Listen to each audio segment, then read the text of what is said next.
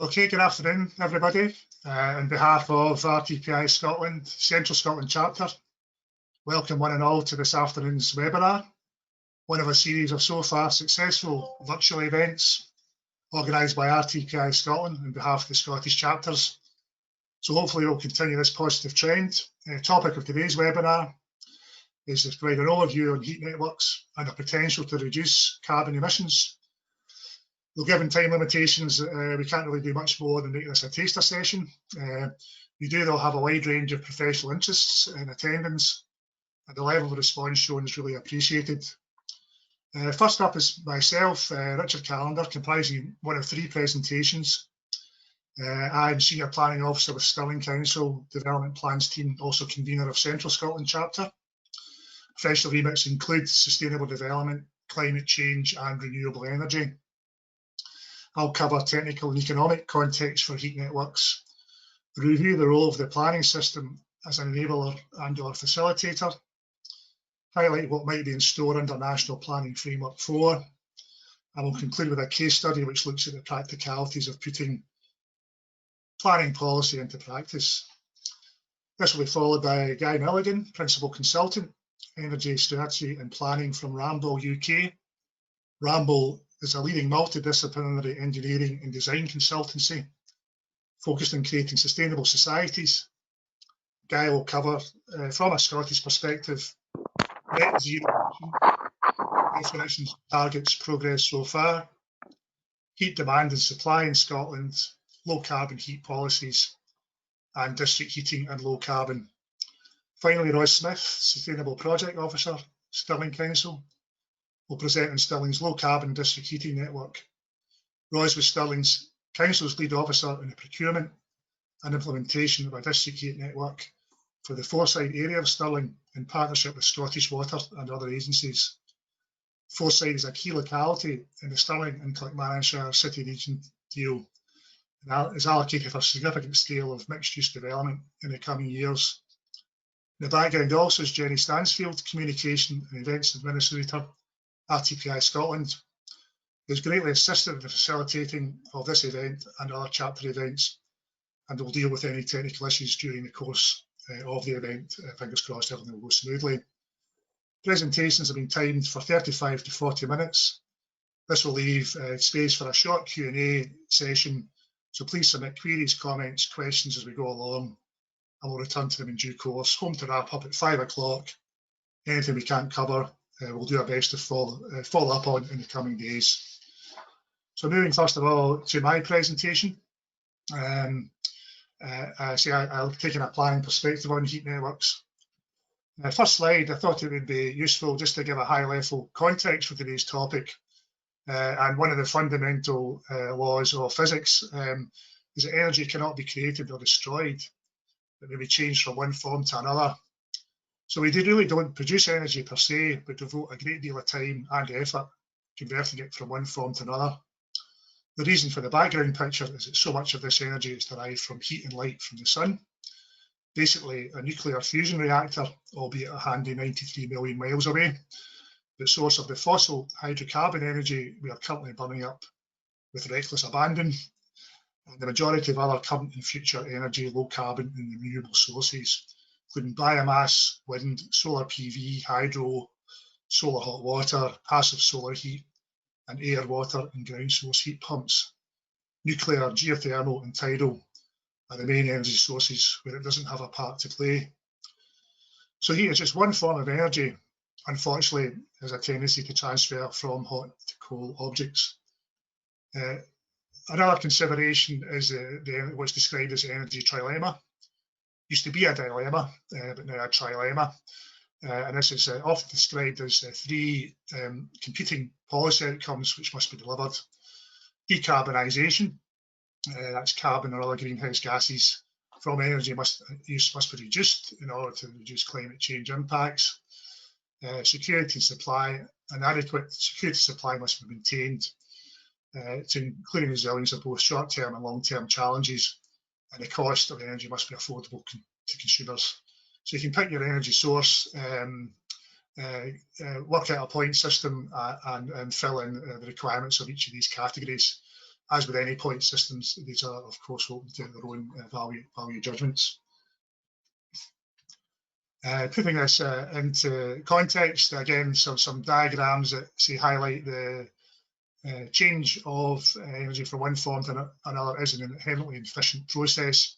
The illustration on the left shows a sort of systems analysis of an electrical power station using traditional fossil fuels. So you get chemical energy transformed to steam through the boiler. Thermal energy creates potentially kinetic energy in the form of spinning turbine blades. These are converted into mechanical energy that runs a generator that eventually leads to electric output. Inherently inefficient, as you can see from the diagram, oil as an energy source can really only result in 9% of the embedded energy ends up as useful energy. And this is really what we're looking for as the best means to produce useful energy, and an awful lot of waste in the system, and that's partly what heat networks are trying to utilise as well, waste heat as a consequence of these changes. So this gives us the policy imperatives: maximise the efficiency of production of a unit of heat energy, minimise the need and consequential demand for that unit of heat energy, and this points towards a whole system approach to energy management, as exemplified by Scottish Government's energy policy, which covers heat and transport alongside electricity and energy efficiency and the interactions between these sectors. Why is this important? Well, really, when you look at the overall heat demand, and certainly in any kind of modern westernised country, or indeed sort of developed country, heat is a substantial source of energy demand, up to over 50% in the Scottish context. And that majority of that really is devoted solely to space heating and the provision of hot water, as illustrated in the diagram on the right. It's a wee bit out of date, but certainly the proportions I don't think would have changed that much, with industrial processes account for the remaining quota. So significant scope to reduce resource use for heat production, heat energy production, consequential costs and consequential carbon emissions. Guy's presentation goes into this in a bit more detail, but I'll just give a few definitions at the moment and justifications for a heat network. Heat networks are a distribution system of insulated pipes that take heat from a central source and deliver it to a variety of different customers, such as public sector buildings, shops, offices, sports facilities, university and homes. Reckoned to be one of the most cost-effective ways of reducing carbon emissions, and can save up to 30%, 6% in fuel costs. Simplified diagram on the left, your energy centre. Basically a scaled up version of a domestic central heating system, two-pipe central heating system. The pipe going out is called the flow pipe and delivers heat to these buildings. Any buildings you choose, through the process of heat exchange within these buildings, that heat energy is drawn off to provide heat in the form of space heating and hot water to these buildings, and then a cooled water is returned to the energy centre and the process begins again. And the complexity of it is really as much as you want to make it. So it's in some ways an idealised diagram of what is a heat network here, but probably close to maybe what's actually the case in countries like Denmark and other Scandinavian countries, and maybe other Western European countries where they've got fairly advanced heat network provision. So you can see the sources of heat, including waste heat, is a fairly critical aspect of the efficiency of the system. Your source of heat from traditional sources, the likes of gas and electricity, are also considerations. You can upgrade the system to produce power as well. Key consideration is how you balance all that out. So you have to then integrate thermal stores, energy management, all sorts of other considerations start to come into play. But I would emphasise it doesn't have to be anything too dramatic or huge in scale. Plenty of examples of fairly small scale systems. In Stirling, there's actually a mobile home park which has 26 mobile homes driven from a central biomass boiler, and seems to work very well and kind of quantifiable carbon savings. Moving on to the role of planning in providing, really enabling or facilitating heat systems, heat networks, or possibly a bit of both. Diagram shows a stakeholder map for district heat networks. You begin to see the kind of how the complexities can build in both when you sort of start-up scale things and also introduce disparate uses into the mix. All part of the kind of economies of scale, but the operational and management of this is a very complicated feature of any heat network development.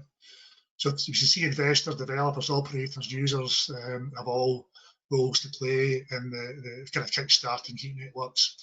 Governments identified as enablers. Planning is one of the group of 3 local government services identified on the right-hand side there. So all sorts of fiscal levers, policy levers in play here. We also have to consider the logistics of actually providing these systems, the contractors who have the skill set as an actual civil engineering capability to install these heat networks. Again, that's all been addressed slowly but surely as time moves on. Evolutionary planning policy. I won't go into this in too much detail, but from maybe sort of early 2000s onward, heat networks have had a higher profile throughout development energy policy, reflecting the greater understanding of the contribution it can make to both energy efficiency, reducing fuel costs and reducing carbon emissions in the wider sort of energy policy framework. So we have now the references in SPP 6 when they were originally separate documents, 2007, National Planning Framework 2009. Says planning authorities have an important role in facilitating more decentralised patterns of energy generation and supply. They should take account of the potential for developing heat networks when preparing development plans and considering major development proposals. Current policy guidance, NPF 3 and Scottish planning policy. Again, higher profile, as I said, been given to heat networks. Cities will be exemplars of low carbon living and a focus for essential energy infrastructure. Scottish planning policy devotes a specific section to heat. 154 also mentions, 158 also mentions the importance of heat mapping, which again is this kind of database that is needed to inform the development of heat networks, where heat sources are and where the likely sources of heat demand can be, and it's sort of giving a perspective on where you can focus kind of attention in the development of heat networks. And local development plans giving quite considerable obligations to identify the development of heat networks as many locations as possible. Picking out a few policy should give consideration to provision of energy centres within new developments. So a whole sort of host of requirements that certainly, as an officer quite heavily involved in this line of work, I've been really working as best I can to try and work out the best ways to take that forward into development plans, as I'm sure has many other planning officers.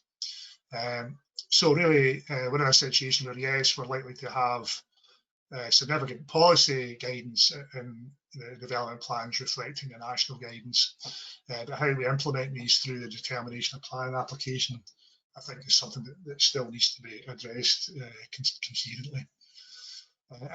And this may be the opportunity to do it through the National Planning Framework 4.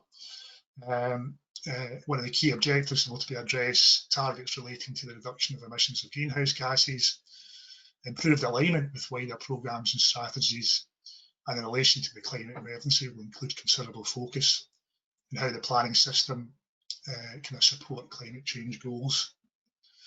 We're all aware that NPF 4 is in the offing, a lot of consultation underway by the Scottish Government. I picked up on a few requirements, suggested recommendations from the most recent report to reducing emissions in Scotland, presented to the Scottish Parliament October 2020. So again, recommended strategic priority is to set a coherent strategy for the future of low carbon heat and energy efficiency. And it includes several recommendations on NPF 4 closely aligned with net zero adaptation policies, including a favourable planning and consenting regime for low carbon and efficient energy systems. This is also recommended that favourable planning and consenting regime for onshore wind and other renewables, which will be interesting to see how that's progressed. Identify and close loopholes that allow homes to be built which do not meet current minimum energy standards. And again, brings into this kind of need to sort of harmonise with other strategies, local heat and energy efficiency strategies for identified zones in which low carbon sources of heat are readily available. So a lot to play for in the coming weeks and months with the development of NPF4, other considerations, obviously the COVID-19 pandemic and the climate emergency very much informing how this debate will progress. And I think it's interesting, going back to the diagram or the trilemma, how priorities can shift quite quickly. Really, one of the key objectives at the moment really is decarbonisation across all energy supply systems, prompted by things like the Paris Agreement and there's a higher profile given to the climate emergency, including the 2019 Climate Emergency Declaration by the Scottish Government. I'll round up fairly quickly, but this is the case study seeking to just really demonstrate how Stirling Council did its best to put policy into practice through the planning system. A large-scale strategic allocation southeast of Punhall roundabout and approach into the southern approaches into Stirling.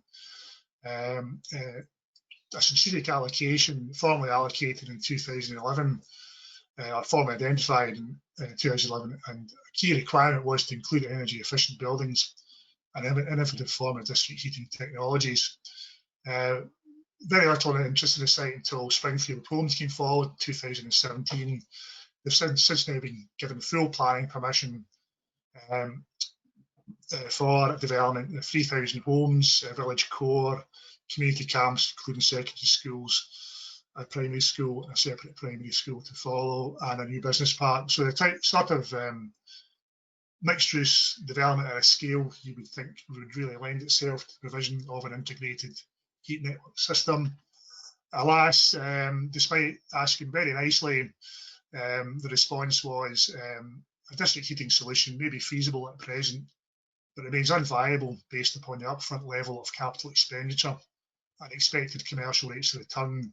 And Springfield found also there wasn't that great a carbon reduction as well. They're proposing the use of hybrid air source heat pumps and gas boilers in individual houses, which might sort of help explain just why perhaps the disparity is not maybe as great as you would imagine. But to finish in a positive note, quote from the district heating fact sheet, Zero Waste Scotland: heat networks can work brilliantly, but the long-term investments for financial benefits have to be realised over a 20 to 30 year period. They can be capital intensive, involve many diverse stakeholders, and take many years of careful planning, management and logistics.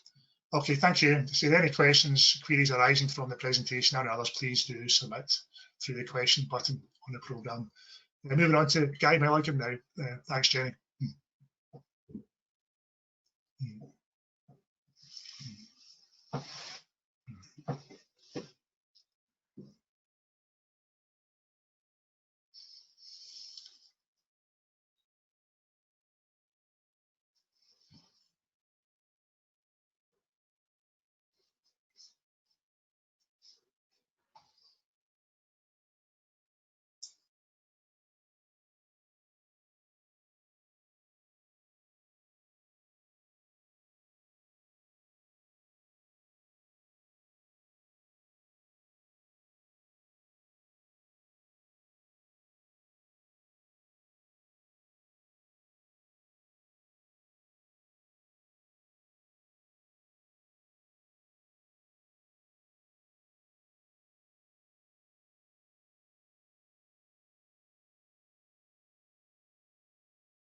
Guy, I'm not able to hear you.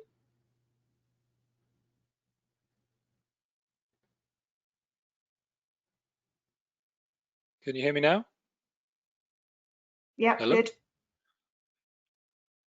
Right, I do apologise. I'll just move back quickly. So Very briefly, the objective of my presentation is to talk about an article that I published in the Danish Board of District Heating's magazine, Hot Cool, last May, and examining how the role of district heating could support the transition to net zero. So I'm going to cover 4 topics: global warming and net zero emissions, heat demand and supply in Scotland, some of the key policies impacting on heat and specifically district heating. And then lastly, I'll just look at what district heating means in practice and give you some examples and some of the challenges. So this slide presents the current position in terms of the warming, global warming. The human impact of that has been quite pronounced in the last, well, ever since the Industrial Revolution, essentially. We've contributed around about 1 degree of global warming, which at the rate of change, we are going to hit the 1.5 degrees ceiling, which the Paris Agreement is trying for us all to avoid. So we have to do something. We have to do something quickly. The graph on the right shows that in terms of anthropogenic caused emissions, it's primarily a result of combustion of fossil fuels, which, as Richard said, are frequently used in heating our homes and buildings, and also for industrial and process uses. Net zero means that, well, firstly, we have to do everything we can to stop emitting greenhouse gases, but ultimately there is a recognition that there will be a level of residual emissions once we have done as much as we physically can, and therefore there will need to be some form of further reduction, whether that be through land use change, forestry, or soil. Peat is a good carbon sink, or we might have to actually extract carbon directly from carbon emitting processes. Or there are in fact trials where emissions can be taken directly out of the atmosphere, direct carbon capture. We are on a legal basis to reduce our carbon emissions. The initial basis for that was set in 2009, the Climate Change Scotland Act, where we targeted a reduction of 80% emissions based on a 1990 baseline to be achieved by 2050. As Richard noted earlier, the Paris Agreement has required us to strengthen that ambition now, and we have, through the act that you can see on the screen there, the Climate Change Scotland Act 2019, we are now targeting net zero by 2045. So it's highly ambitious. It sets the UK as a climate leader now in terms of net zero ambition. The 2030 target is to reduce our emissions by 75%, which is considered to be hugely ambitious in the next 10 years. We have achieved a lot, which the graph on the left shows. Since 1990, we've significantly reduced emissions. They've actually fallen by 45%. A lot of that has been achieved principally in the last 10 years through heavy focus on decarbonising the power sector. And particularly in Scotland, we've seen a huge success there through largely onshore wind and increasingly offshore, and solar PV is starting to make some contribution now to that as well. So the emissions that we need to focus on now really are the transport sector, which accounts for 36% of 2018 emissions, and industry and buildings. Those are the key sectors. In Scotland, heat demand has fallen over the last 15 years. It's fallen by 15%. Those declines have been much less in the last 5 years. The graph Richard referred to earlier on, heat is by far the biggest single sector contributing to anthropogenic emissions, over 50% of total emissions. In terms of the heat supply, so if we're looking at renewable heat opportunity, we haven't really achieved a great deal, it has to be said, in the last 10 years. We're currently only supplying just over 6% of our heat from renewable sources, and that was against a target this year of 11%, so we're well short of the mark. And you can see on the league table on the right that Scotland, sadly, is right at the bottom of the European league table there. As Richard mentioned, our European neighbours in the colder countries of Scandinavia and the Baltic states have far greater levels of renewable heat as part of their energy system. I don't want to talk too much about this busy slide, but some of the key policies that have attempted to decarbonise heat over the last 10 years have been the Renewable Heat Incentive, which has largely resulted in biomass installations being installed. There's also been a district heating loan fund specifically targeting that sector, of which around about 50 projects have been developed with loans supported under that scheme. More recently, the Low Carbon Infrastructure Transition Programme, that has also been supporting more innovative projects, which Ros will talk about shortly. But I think in 2017, the Scottish Energy Strategy really signposted the sort of direction of travel, whereby there was much more of a holistic whole energy system approach and thinking needed if we were to seriously decarbonise the whole energy system, so transport, heat and power. And off the back of that, the Scottish Government published the Energy Efficient Scotland programme and route map, and a key element of that is to develop local heat and energy efficiency strategies. And many of the Scottish local authorities have been involved in that, including Stirling. And the expectation is that those pilots will finish next year, and it's very likely that there will be a mandatory requirement for local authorities to create those local strategies. I mentioned the Climate Change Act earlier, and lastly the Heat Networks Scotland Bill, which I'll have a slide I'll talk about later on, so we'll come back to that. It's a very significant piece of legislation which is currently before Parliament and expected to be enacted next year. Richard presented a schematic of district heating earlier on. It's essentially three elements. It's a central generation source. There's a distribution network comprising pre-insulated pipework, which transfers the heat by the medium of water normally, occasionally steam, but principally water-based systems, low to medium temperatures. And then the third element of a heat network is the heat exchanger, which resides within the building and is where the transfer of heat from the heat network to the building takes place. It can be and is a very good mechanism for achieving sort of low carbon heat at scale, and has been proven to be the case in many countries and cities across the world. Not yet in the UK. It can be certainly a very efficient system compared to individual heating systems within buildings. It's a flexible system, so you can start with a small islanded network and expand and interconnect those networks. You can switch the heat sources through time, so you can create that infrastructure with possibly fossil fuel based systems, and then at a later point switch over to renewable based systems.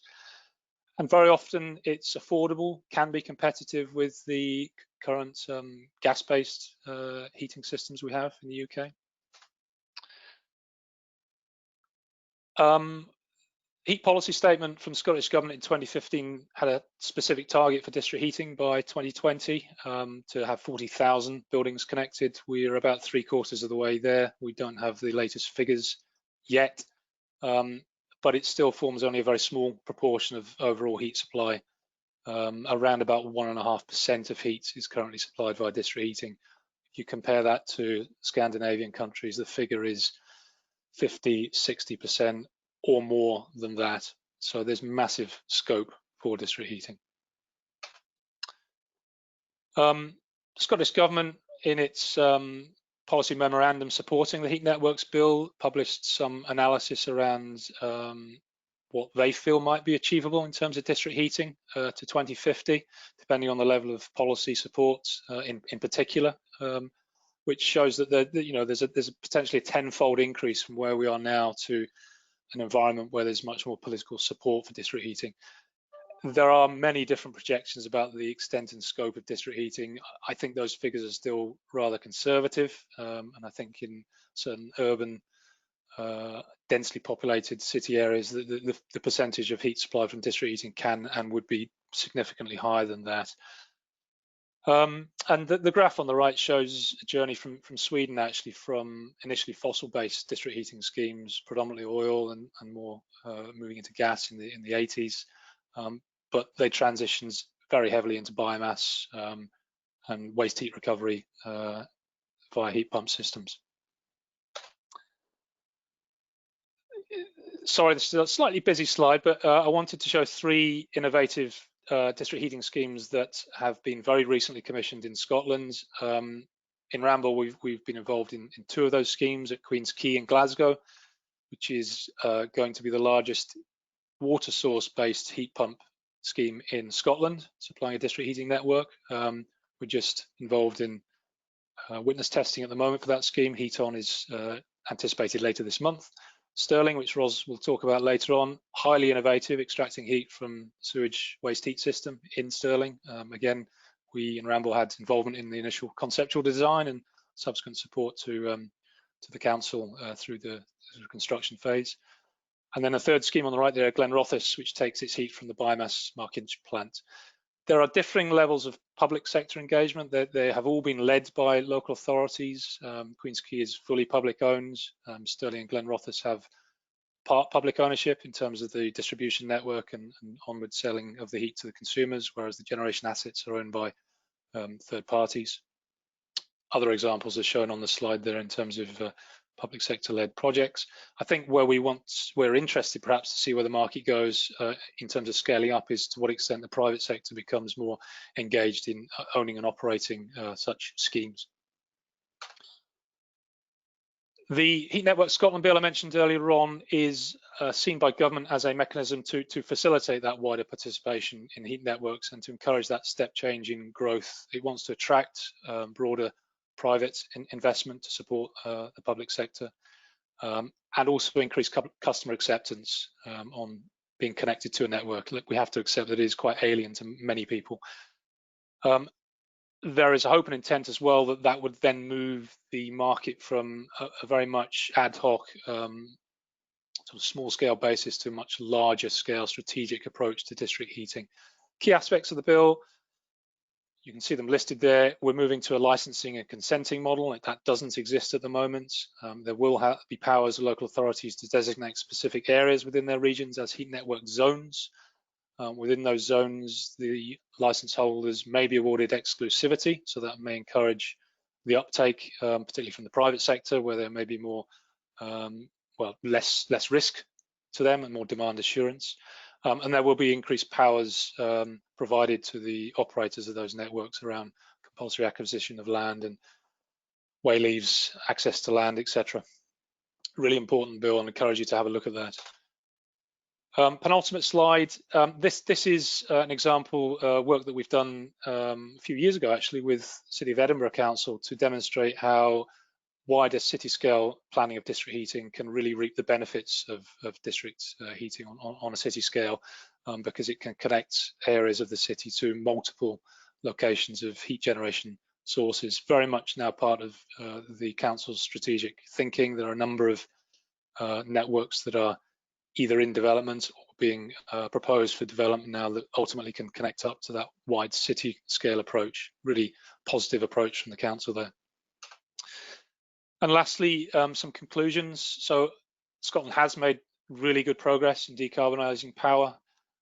We now have to shift our thinking to whole system and look at how heat and transport will be rapidly decarbonised if we're going to come close to that 2045 net zero goal. District heating can and would contribute towards that in the right locations, clearly. And we have seen evidence of Scottish Government providing that support through various funding schemes and now some of the policy instruments that I've mentioned. There are risks, clearly, around demand assurance. Upfront capital cost is a challenge, and the low cost of natural gas remains a really significant challenge now, and those are key economic barriers to uptake. I would suggest that the technical barriers are perhaps less so. So I believe that the combination of the Heat Network Scotland bill combined with local heat and energy efficiency strategies can provide a stronger foundation from which we can see sector growth and we can see that wider involvement and participation of stakeholders to really make that next step for district heating in Scotland. Thank you.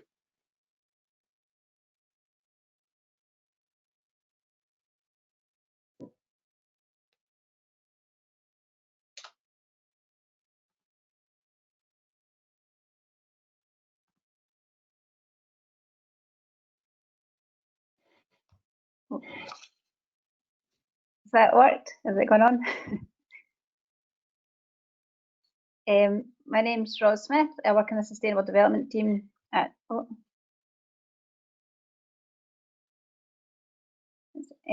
my name's Ros Smith. I work in the Sustainable Development team at Stirling Council, and I'm going to talk to you about the Stirling Renewable Heat Project, which is Stirling's low carbon district heating network. The potential for district heating was initially included in Stirling's city development framework. Stirling Council have been talking to Scottish Water Horizons about opportunities for utilising Stirling's wastewater treatment works to incorporate low carbon energy into the regeneration of the Forthside area of Stirling. And then the LCITP opportunity arose. So it's a Scottish Government and EU capital funding call for demonstrator large-scale projects. But they were very clear that they weren't just to be demonstrator for demonstrator's sake. They needed to be proved concept, and they needed to be scalable and replicable across Scotland. So settlements across Scotland, urban and rural, have generally got wastewater treatment works. So the funding body saw this as a real opportunity to integrate existing assets into the generation of low carbon energy. Key to the project was partnership working. It was a joint funding bid with Scottish Water Horizons, with Stirling Council as a lead partner. Without getting too technical, because I'm not technical, the schematic in the middle shows the concept. So waste heat is recovered from the wastewater treatment process, and then it's supplemented with heat from a combined heat and power, a CHP, and an anaerobic digestion plant. Electricity generated by the CHP is used by Scottish Water to power the wastewater treatment works, and the heat is distributed to the network. The energy centre is situated at the Stirling wastewater treatment works. So Scottish Water Horizons own and operate the energy centre. They sell power to Scottish Water and heat to Stirling Council. And then Stirling Council own and operate the district heating network, and we sell heat to the end users. As you can see on the right-hand side, grant funding was critical in the project. We got our formal grant offer in March 2017, and the network became operational in 2019. So it was quite a long process. We got our funding offer, and then the hard work began with the finalisation of the design. Initially, the network was proposed to go east only from the energy centre, which you can see at the top of that map. And we used Scotland Heat Map, which is all the coloured blobs, to identify council assets and commercial customers with a high heat demand. So this included a large supermarket and a retail park. And talks with commercial customers got to an advanced stage, including with their HQs, but it was really difficult to conclude because the private sector were really wary of no financial outlay. Basically, we weren't asking them for any money to connect. Best practice shows that a low temperature network is the most efficient, but for the council's big heat users, a secondary school and a leisure centre, a low temperature network would have added about £500,000 of building modification costs that the budget couldn't bear. So it's worth highlighting the support from senior levels at both Stirling Council and Scottish Water Horizons. There was a real determination to compromise and find solutions in order to deliver the project, and LCITP were also really supportive throughout. So from the council point of view, we de-risked the project by changing the route to go both east and west to maximise public building connections instead of commercial. This made the final network 2 kilometres in total. And on the east leg, we've got a secondary school, a sports centre, and a very large leisure centre.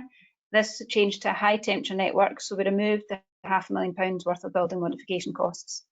And then the new west leg remained low temperature, and it's made up of all conservation buildings. There were 3 barracks buildings which were under renovation at the time, and there were 2 existing office buildings. So the majority of the works was retrofit, with buildings retaining their existing boilers as backup. But the barracks development designed their buildings to suit the district heating network, so they're 100% reliant on the network with no backup boilers in any of their buildings. Future-proofing and the local development plan was key. We looked at development areas that could connect in the future and talked about possibilities for planning conditions for the sites. So the yellow dots signify areas where Ts were installed to enable future expansion, because it's easier to put in a dead leg while you're digging anyway, and it's far less costly to do at that point. Some of the challenges, large capital outlay. This is an obvious one for any project. Organisations need business case certainty around payback and income generation. We had external expertise advising, and still both the energy centre and the district heating network exceeded the original capital estimations. We're unsure if this was market forces driving costs. There were a lot of projects that were similar, that had similar end dates, and they all had the same experience, or if it was just that benchmarks for Scotland were quite a way off. The legals and the end user security, these are linked, and these are key risks that make developers really nervous about installing district heating networks. Who operates the network and who bills after it's installed? You need to think about the length of contracts. Our business case is modelled over 20 years. And can you tie end users in for 20 years? Probably not. What happens if an end user pulls out or relocates? The heat network bill should help with end user security. There's a right to install, which will allow pipes to be installed to the curtilage of properties. So this will encourage people to connect at times when they're naturally going to replace existing systems if they don't connect at the beginning of the project. And it'll also incentivise public buildings to connect, which can be key anchor loads to a project. There's also a consent process to ensure technical standards, which would mean only high quality operators. So this combined with a licensing body to give transparency of pricing and also a supplier of last resort would give consumer confidence. It would also give the local authorities confidence if they're involved in the consent process, because they would know that they're only dealing with quality operators. On planning, unlike utilities, district heating networks require planning permission, not just the energy centre. It's procedural, but you do need to know the exact route of the network, which can be a bit of an issue. We stayed within council land to avoid land purchase or access issues. And the heat network bill again should assist in developers being able to take the shortest route by giving district heating networks the same rights as other utilities with regards to way leaves and roadworks rights, so there's a potential to cut costs. Planning may also have a larger role to play with the proposed identification of viable district heating zones through the bill, but this zoning would send a positive message giving confidence to investors and the supply chain. On the technical expertise, this is not council core business, so we had to be comfortable with technical solutions. And it kind of links to fear of the unknown. How comfortable are you with the heat demand certainty, with energy generation capabilities? But luckily there are public partners that can offer support, and it's often free of charge, so it took that burden of technicality off the council. And on stakeholder engagement, this was key to success, engaging with all the end users on an ongoing basis, updates going out regularly to keep them informed, and answering questions that they had before any works were carried out within their buildings. One of the major barriers is that people don't know what district heating is. So we're fortunate as a local authority that people generally trust us and engage, but we really need to raise the profile of district heating if we're to increase uptake, especially in the domestic sector. On stakeholder engagement, we could also identify opportunities for economies of scale. So if there are other dig works going on in the area, we could combine programmes. In a similar way, that's why there's a real benefit of installing pipes where viable in new developments during construction, as opposed to retrofitting at a great cost later, regardless of who's going to be operating the network in the future. And then the fear of the unknown. The fact we were using public money meant fear of the unknown had to be considered. But once finance were comfortable, they gave reassurance to senior management. And obviously now that we've got an operational network, this uncertainty would hopefully be removed for future projects. There were also things we couldn't plan for, so we found asbestos on the route, which led to delays. We had another contractor putting scaffolding along the route, so we couldn't access where we wanted to dig. And then there was also a major road closure in the city centre, which meant there was a roadworks embargo while we were wanting to carry out the project. But we got it built. It was formally opened by the First Minister in August 2019. And for Stirling Council, the main driver is investing in infrastructure that brings direct local benefits. So we've got increased energy efficiency, got reduced energy demand and reduced energy costs. So we offered a 10% saving to heat customers, but there's also a significant electrical saving to Scottish Water, a public body with a large electrical demand. And locally generated energy also brings resilience and security of supply to our communities. And with wastewater treatment works of varying sizes across Scotland, this enables replication across all areas. There's a great opportunity for local economies because it creates and supports jobs and upskilling of local workers during design and construction. But there's also a long-term legacy of job development to manage the maintenance of the schemes. And it's recognised that low-cost, low-carbon energy can assist in the economic development and regeneration of areas. And this could be key with the closure of the MOD site in Forthside, which would leave a large vacant site. And although the project doesn't tackle fuel poverty in its initial phase, as a proof concept, we've looked to expand and or replicate to extend to domestic customers. So to round off, basically, now we've got the district heating network and it's operational. What we've achieved: heat and power from a decarbonised solution has led to overall energy consumption reduction of 2.5 gigawatt hours annually from the whole scheme. With regards to resource efficiency, over 5 gigawatt hours of waste energy has been recovered.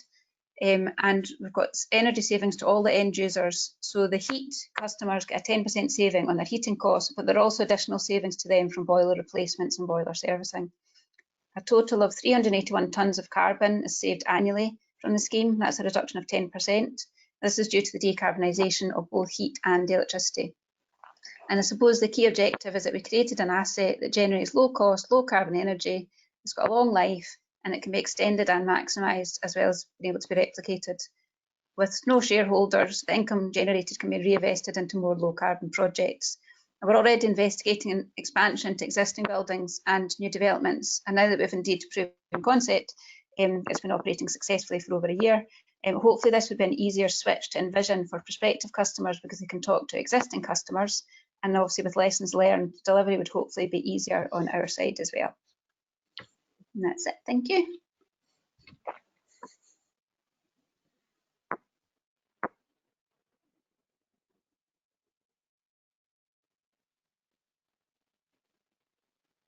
Okay, thanks very much, Roz and Guy. Hope you can hear me, everyone else.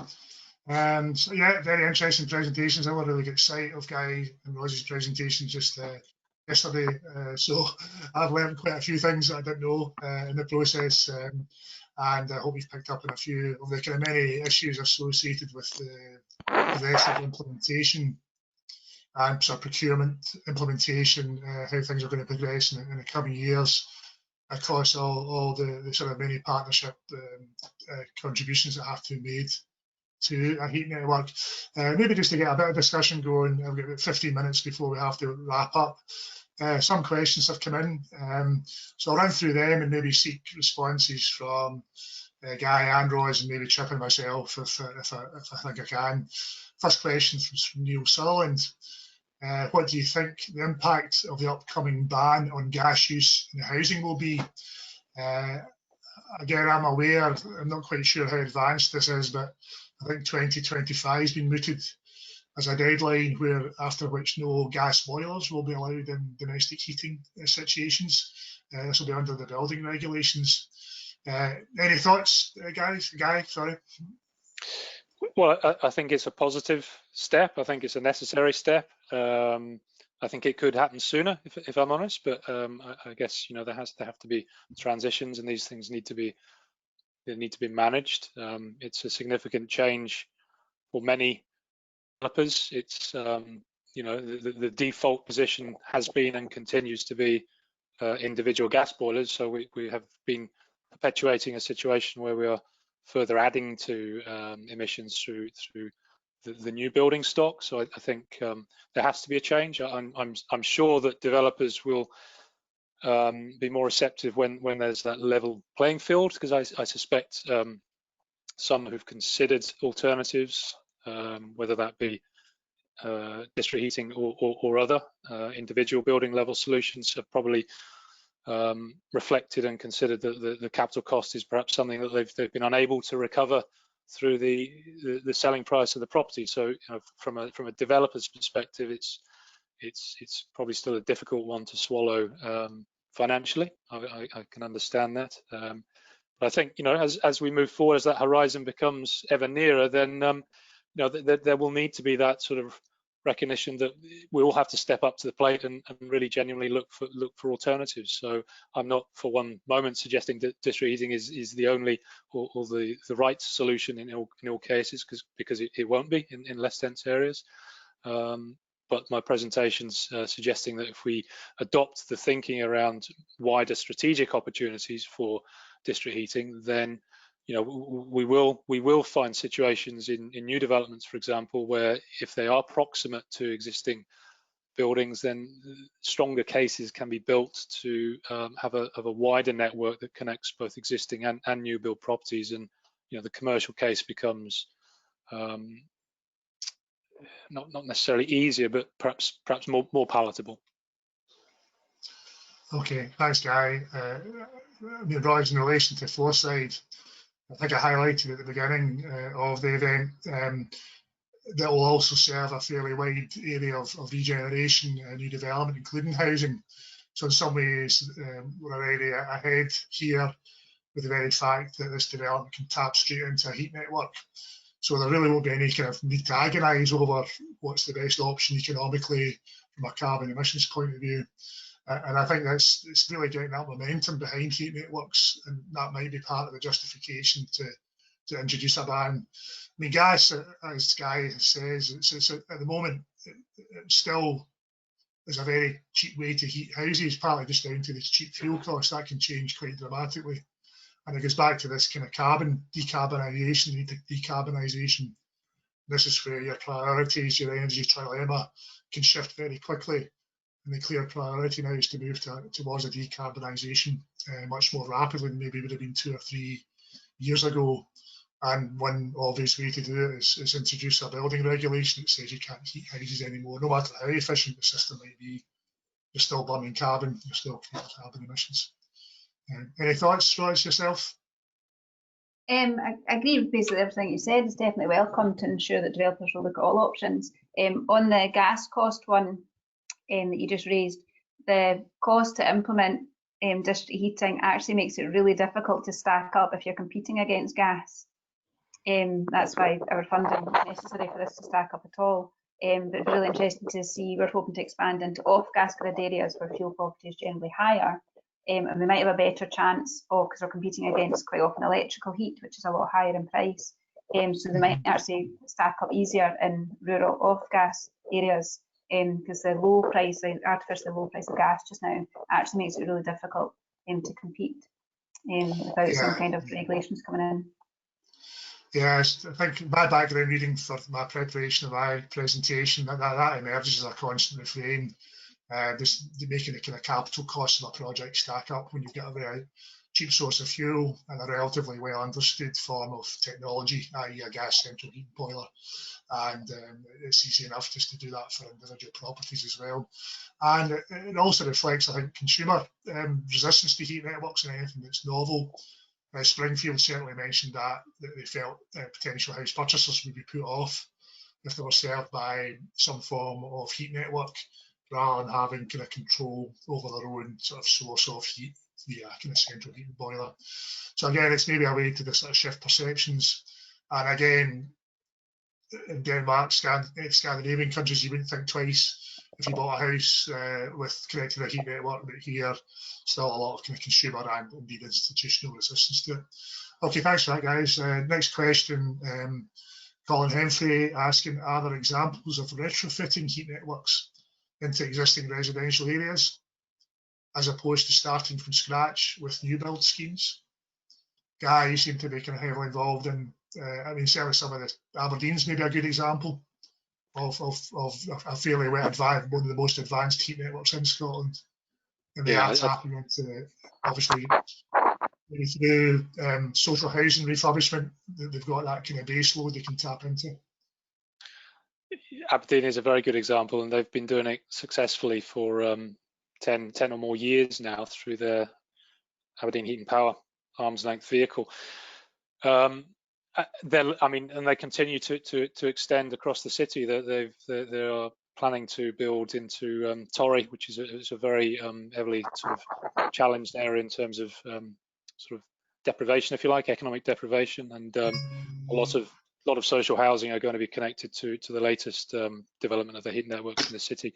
I mean, it's absolutely possible, and I think, you know, I would emphasise that a lot of the opportunity for district heating is going to be actually in terms of the retrofit market. That's where the majority of our buildings are and will be for the next 50 years at least. So we need to be able to address that and tap into that sector. Ross, any thoughts? From the Stirling point of view, kind of the disadvantage that we have is that we don't have a lot of high-rise and flatted areas, which can make these things quite a bit easier.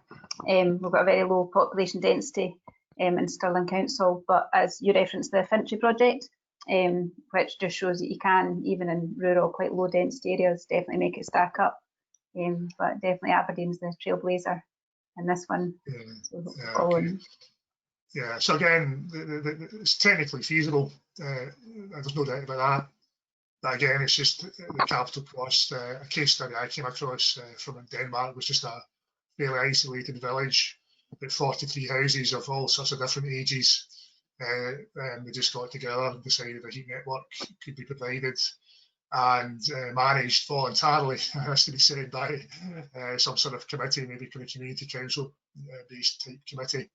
And they went ahead and successfully set up a kind of biomass powered local community district heating scheme that again seems to have been obvious kind of cost savings in terms of fuel costs and reductions in carbon emissions as well. So technically feasible, there's no doubt about that. It's just the sort of getting the sort of fiscal and policy levers that will make it work in practice. And maybe a voluntary management system is perhaps something which you wouldn't normally consider. But, no reason why some of the wee bit of technical expertise could take a lead in that. And as you would do, I mean, you're managing a central heating system in your own house, so why can't that be scaled up to actually the community level as well? So yeah, I think it can be rolled out in principle. Just kind of getting the sort of climate that would support that from across the various kind of partnership levels. I think we just get time for one more question before we need to wrap up. Sorry, this David Cowie here. Yeah, I suppose a query, 70% of homes heated by gas, massive challenge to retrofit. I think that's a fair point. And again, I think it just, to say from Isabel Davis, I think again, just depends where your priorities lie. And, key to this is the extent you want to decarbonise the energy system. And I think it's all three presentations have shown heat is one of the critical areas which we really need to focus on in the coming decades if we're to get anywhere near addressing climate change impacts and meeting the Paris target. Yeah, and again, a good point again from Isabella, energy is primarily private enterprise in the UK, but Scandinavia much higher public ownership. Again, that's fairly a given, and I think it reflects a whole history of, you can go back to the 80s when you had the privatisation of previously nationalised industries, the fragmentation of supply and distribution as well. And that has caused all sorts of problems in terms of trying to bring it all back together and develop kind of heat energy strategies which kind of tackle the sort of climate change objectives. So some good points coming in. Sorry, maybe one more here for you coming in, just as we're winding up here. How do you think you can get, from Catherine Donny, how do you think you can get large house builders on board? Is it not a potential selling point to push environmental credentials? Again, interesting, I think, although Springfield were quite resistant for good reasons in some ways, I think they are actually now, and this was really, say, pre-climate emergency views as opposed to post-climate emergency views. I think they are recognising higher concerns about potential purchasers and climate issues. So actually, again, perhaps can now become a selling point in new and maybe not so large developments, rather than just relying on sort of traditional solutions to providing good heat and energy to properties. So a few questions I'm afraid we haven't got time to answer. It's 16:58. I think we better wind up now as well. So if I can say first of all, thanks for everyone for attending the webinar. Hope you found it of interest. The recording will be circulated in due course, and that will include obviously the presentations.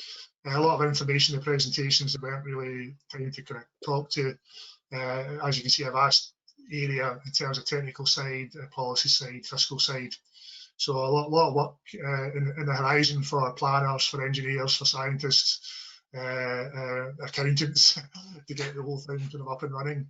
Plenty of good examples out there, and I think the momentum is gathering quite significantly, and fingers crossed we can get up to kind of Scandinavian levels of provision and associated kind of cost and carbon savings sooner rather than later. So we'll get back to you in some of the unanswered questions. One person asked about library being gathered. I think we can certainly collate a list of really good websites, and there's a lot of information out there that provides good case studies, good analysis of all the complicated features of establishing a heat network, where policy's going, both in UK, Scottish, and European global situation as well. So yeah, we'll continue the debate and get back to you with some sort of documentation and actual summary of the, or rather a link to the actual presentations itself. Okay, well, thanks very much for everyone attending. Have a nice day, what's left of it, and I'll catch up soon enough. Okay, thank you.